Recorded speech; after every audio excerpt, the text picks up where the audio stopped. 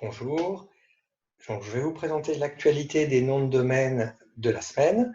On va démarrer, ça va durer à peu près 5 minutes sur la liste des domaines disponibles et ensuite les événements de la semaine où on parlera d'Udot avec leur changement de prix, du Point Best qui vient de faire une levée de fonds intéressante, d'autres nouvelles extensions et on répondra à une question qui a été posée par Gaël Mansec au sujet du Domain King que j'avais tendance à critiquer la semaine dernière. Donc, il y avait des questions à ce sujet et on expliquera pourquoi ce garçon n'est pas forcément une référence mondiale pour le secteur. Sur les domaines disponibles, vous les avez tous les vendredis. Ce sont des domaines qui ne sont pas à moi, donc vous pouvez les enregistrer où vous voulez. Attention pour les SEO, ils n'ont pas vraiment de jus. Ce pas des domaines pour le référencement, c'est plutôt des domaines à potentiel de marque. Certains peuvent avoir des liens entrants, mais ce n'est pas ce que je regarde quand je les sélectionne, c'est plutôt leur potentiel de marque. Ils sont là, vous pouvez arrêter l'écran. Moi, je passe tout de suite à l'actualité. Au sujet de l'actualité, donc pour parler de Udot, rapide retour sur cette entreprise pour laquelle je suis très reconnaissant parce qu'ils sont arrivés en 2013 et c'est eux qui ont vraiment éduqué le marché. Aujourd'hui, beaucoup de gens sont capables d'acheter un domaine parce qu'ils ont été éduqués, on va dire, par Udot. Donc, ils sont arrivés en 2013, ils étaient avec des prix très intéressants à 5 euros pour un snap, donc c'était une vraie valeur ajoutée. Ensuite, la domination a été assez nette pendant des années. Il y a eu pas mal de déceptions par rapport à Udot. Je ne vais pas rentrer dans les détails. Donc, au niveau des tarifs, on a été un peu étonné quand ils ont multiplié par 5 le coût de maintien d'un domaine chez eux. Mais aujourd'hui, là, en tout cas sur Twitter, les gens sont vraiment pas satisfaits. En 2 secondes, ce que fait Udot, eh bien, il vous oblige, lorsque vous enregistrez un domaine, c'est-à-dire lorsque vous remportez une enchère chez eux ou lorsque vous faites un backorder et vous êtes le seul dessus, donc vous l'avez directement, à souscrire à un service, mais personne ne vous le dit. Donc, par défaut, vous aurez le bronze, qui est ici, qui coûte 5 euros par mois, où on vous installe un WordPress sans que personne ne le demande, et vous payez 5 euros par mois là-dessus. Donc, quand vous transférez le domaine, eh bien, le contrat s'arrête et comme le premier mois est gratuit, vous n'avez rien à payer. Mais le fait de ne pas avertir et de coller comme ça un service, à mon avis, inutile et pas forcément attractif et surtout, c'est pas très classe. On avait l'habitude de Yonos qui fait ce genre de choses tout le temps, qui a des prix d'appel et qui derrière eh bien, vous colle support PHP ou des choses incroyables. C'est assez décevant pour l'entreprise. On va voir comment Udot va évoluer. C'est clair qu'ils ont été malins. Ils sont arrivés sur le marché avec des offres très attractives pour avoir un maximum de clients. C'est ce qui a été fait. Aujourd'hui, je parierais pour une sortie rapide. L'entrepreneur à l'origine de ça avait déjà vendu Pricey dans des très bonnes conditions au bon moment. Et donc Tristan Colombet, un vrai entrepreneur, sa levée de fonds de son DRT, vous savez, sa crypto, il y a 3 ans, a été exceptionnelle pour lui. Par contre, aujourd'hui, la crypto vaut rien. Là, je crois que c'est quelqu'un qui fait aujourd'hui qui essaye d'aller vers la rentabilité avec des méthodes qui ne sont pas spécialement élégantes, peut-être pour une sortie, pour une revente.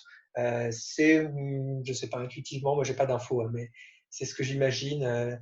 Soit un fonds d'investissement qui rentre, soit GoDaddy qui rachète tout le monde et qui s'implanterait en France en rachetant Udot. En tout cas, Tristan est très malin et je pense que si vente il y a lieu, elle sera dans des très bonnes conditions.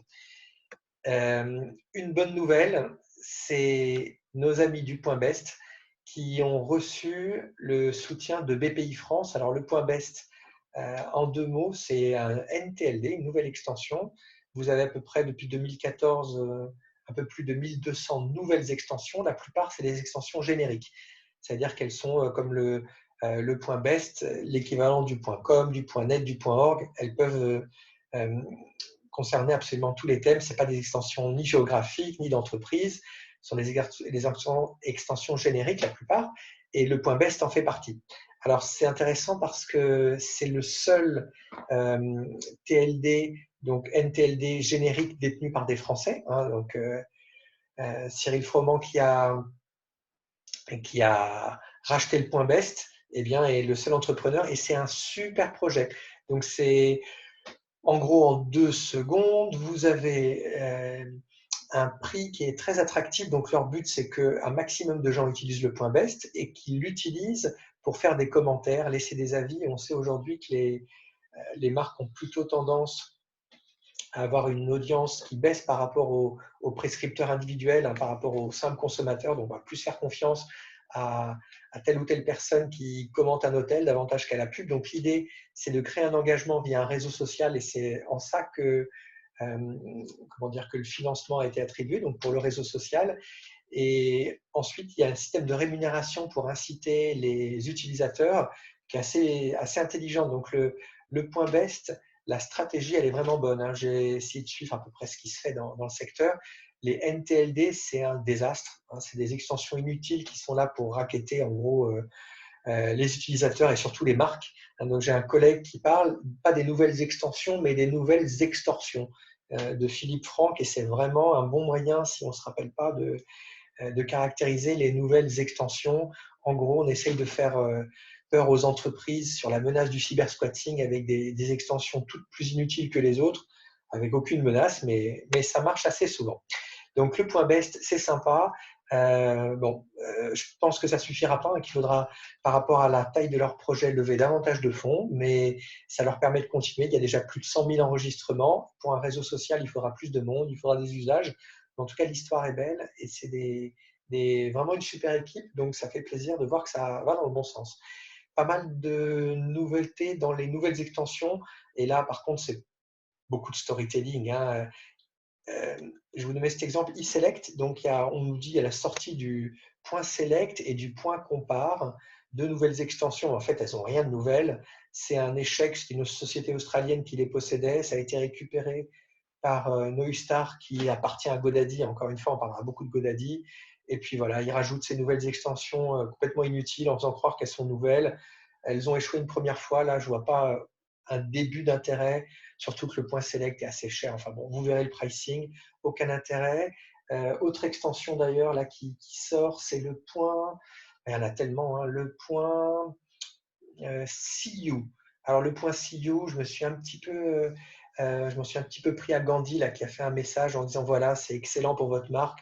Non, non, le point See You, c'est des spammers, hein, qui ont d'ailleurs ICU, qui est la plus grosse extension dans la NTLD, mais c'est que du spam chinois. Vraiment des extensions qui servent à rien, des business models assez immondes, hein. Peut-être qu'on en parlera un jour de ces nouvelles extorsions, mais non, tombez pas dans le panneau. Alors pourquoi pas, hein, si vous avez un besoin ponctuellement. Mais en tout cas, quand on est domaineur, on évite tout ça. Il y a vraiment pas de potentiel dans ces NTLD. Alors, sur le storytelling, on en a parlé. Donc, toutes ces nouvelles extensions, c'est essayer de vous faire croire l'intérêt ou la valeur, mais en gros, c'est des opérations financières avec des fonds derrière. Pour répondre à Gaël Mansec, donc le Domain King, qui s'appelle Rick Schwartz.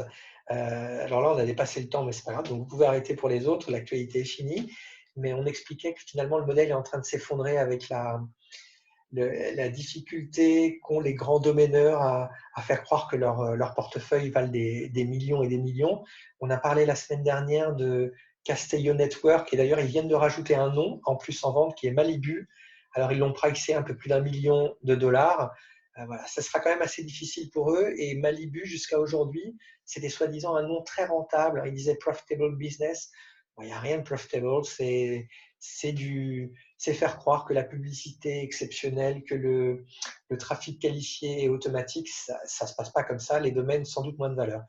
Rick Schwartz, donc c'est le domaineur le plus connu au monde et il n'y a pas grand-chose finalement à faire valoir à part une grande imagination et un sens du marketing très évolué. Donc là, je vais vous donner deux exemples.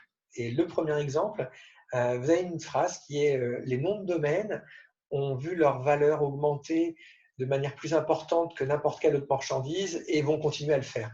Signé Bill Gates. Et quand vous tapez cette phrase, elle est 16 millions de fois dans Google. Super. Ça commence avec, donc on voit la photo de Bill Gates, c'est sur Pinterest. On voit qu'Amazon en parle. Ici, c'est Facebook. Donc, ça semble vrai si c'est dit autant de fois que 16 millions. Et en fait, donc moi, je fais un petit livre sur les noms de domaine. Et donc, j'avais été dans un forum en demandant est-ce que quelqu'un sait d'où vient cette citation de Bill Gates. Ça me paraît très bizarre. Et ce Domain Pig en question a répondu directement en disant en fait, vous raccourcir, hein, mais en gros, c'est moi qui l'ai inventé, mais je me disais que si on mettait un nom un peu plus sexy, ça aurait plus de poids, donc j'ai mis Bill Gates. Voilà à peu près le genre de talent que peut avoir le Domain King. Et un autre exemple de ce qu'il a pu faire qui était assez choquant, vous aviez en 2006, hein, ça remonte, mais une enchère dans un événement qu'il organisait qui était sur des noms de domaine. Les Américains adorent faire ce genre de célébration avec des commissaires-priseurs. C'est assez hallucinant que des agents assermentés soient dans des magouilles pareilles, mais bon. Donc, l'enchère était sur flowers.mobi. Au lancement de l'extension Mobi, qui appartient d'ailleurs encore, si je ne dis pas des bêtises, à Neustar, dont on a parlé tout à l'heure, qui a été racheté par GoDaddy, mais c'est toujours un peu ce genre d'acteur. Donc, le point Mobi, ça vaut rien parce que c'est le début. Et pour le lancement, Rick Schwartz est très malin dans son événement. Il veut qu'on parle de lui. Flowers.mobi, on commence l'enchère 1000, 2000, 3000. On parle d'un domaine tout simple sur une extension qui démarre 4000, 5000, 10 000. Et en fait, c'est Rick Schwartz lui-même, très mauvais acteur, qui lève son panneau et qui enchérit. En fait, ils sont deux et l'autre, je vais taire son nom parce que c'est un francophone. Voilà, qui est très habitué. C'est un gros acteur du secteur, hein, qui est très habitué à ce genre de mauvaises pratiques. Et du coup, il lève le panneau 5 000, 10 000, 15 000, 20 000, 50 000, 100 000, et ça termine à 200 000 dollars. Donc 200 000 dollars que Rick Schwartz achète ce nom. Évidemment, il n'a rien acheté. Hein. C'était à son événement. C'était un énorme événement, un énorme une campagne de communication marketing. Personne n'a vérifié s'il y a vraiment eu la transaction. Ce qui s'est passé, c'est que tous les médias en ont parlé, même BFM Business aujourd'hui, vous voyez encore les articles, mais les médias internationaux, oui, le Mobi exceptionnel, une vente incroyable, 200 000 dollars. Et plus c'est gros, plus ça passe. Mais en plus, c'est vraiment des mauvais acteurs, l'histoire est ridicule. Mais voilà comment fonctionne Rick Schwartz. Euh, les Américains sont très très liés aux réussites, aux achievements. Et donc, Rick Schwartz, il a effectivement eu des réussites. Il a investi dans le porno, les noms de domaine porno, surtout au début. Il a fait des belles reventes. Mais c'est plus la chance d'avoir été là au bon moment, une bonne prise de risque. Mais en termes comment dire, d'analyse du marché, de compréhension, il est vraiment, vraiment nul. Hein. Il y avait un événement il y a un live direct, on était tous très gênés parce qu'il a montré ses noms de domaine enregistrés les derniers, là, presque 400. En fait, il n'en a pas vendu un et voilà, il a pas de talent exceptionnel. Par contre, c'est un très bon vendeur. Hein. Il était vendeur d'aspirateurs et il sait très bien raconter des histoires. Donc, Rick Schwartz, voilà le genre de personnage. C'est fini pour cette semaine. Désolé d'avoir été très long. Et donc, à la semaine prochaine pour ceux qui sont intéressés. Si vous avez des commentaires ou des suggestions ou des questions à poser, eh bien, c'est avec plaisir.